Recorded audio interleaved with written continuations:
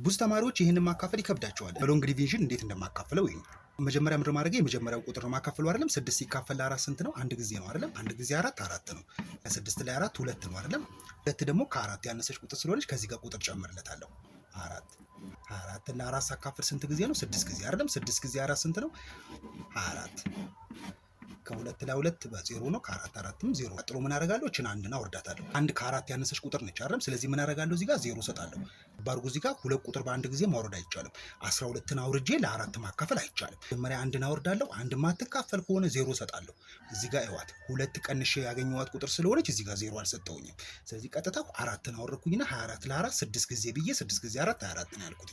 ግን እዚህ ጋር ግን አንድን አወርዳታለሁ። ለአራት ለማካፈል ሌላ ቁጥር ያስፈልገኛል። ከዚህ ጋር ከማውረዳችን በፊት አንድ ከአራት ያነሰች ቁጥር ከሆነች እዚህ ጋር ዜሮ ሰጣለሁ ማለት ነው።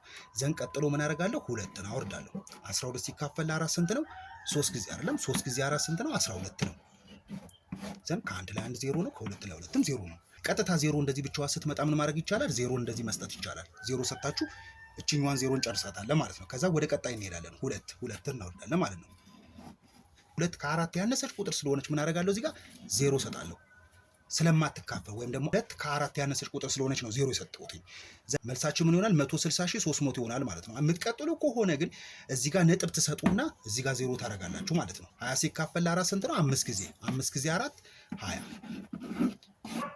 መልሳችን 160,300.5 ይሆናል ማለት ነው። ወይም ደግሞ 160,300 ቀሪ ሁለት ማለት ይቻላል።